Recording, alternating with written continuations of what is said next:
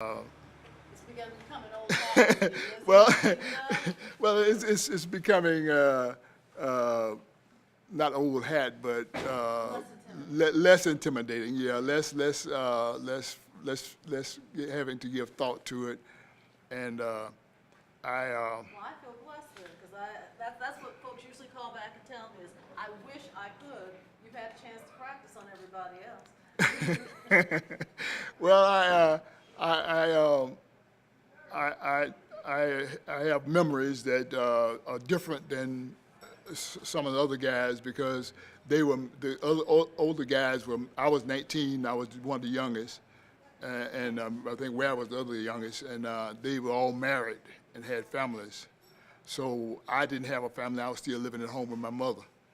You know, so I had a different experience being 19, and also because of who I was and my experiences in life as far as being uh, who I related to, how I related to people, you know. And I wasn't afraid to say what I wanted to say. I wasn't afraid of knowing the answer.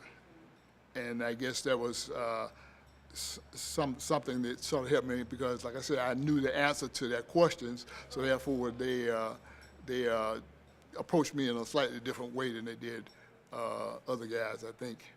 So after Vietnam, you didn't come back to the fire department. What did you spend most of your professional life doing? After Vietnam, I came back to the fire department. Oh, you did? I Yes. my notes wrong. Mm. Well, I came back for a short stay with the fire department. They they were out on strike. They had a union going at that particular time. They were out on strike, and I went out on strike with them, which I shouldn't have done. But it all worked out for me because when I came back, they had decided that I was one that had to go, and they made no bones about it, you know. So like I found myself in a difficult position, and I left the fire department and went into the public sector. Good enough. What do you miss when you see all of this around here?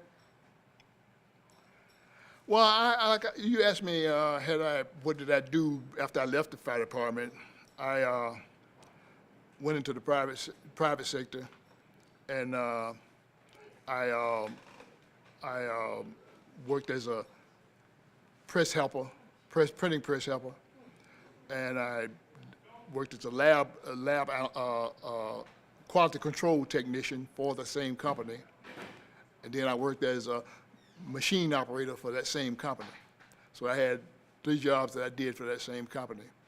After I left there, I was with and without employment for a while, and then I went to the county as a wastewater treatment plant operator.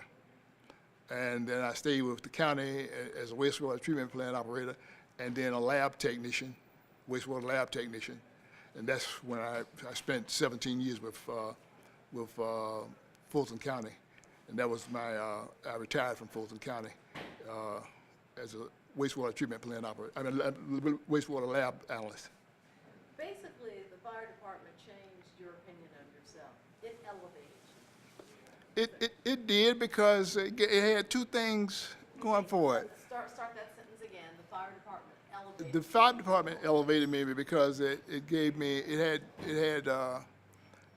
demanded something of me.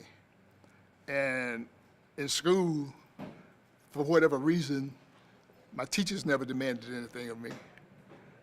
And life didn't demand anything of me because I pretty much did what I wanted to. I was living at home with my mother and as a kid, and I had a mother and a father, and I lived with them. They took care of me.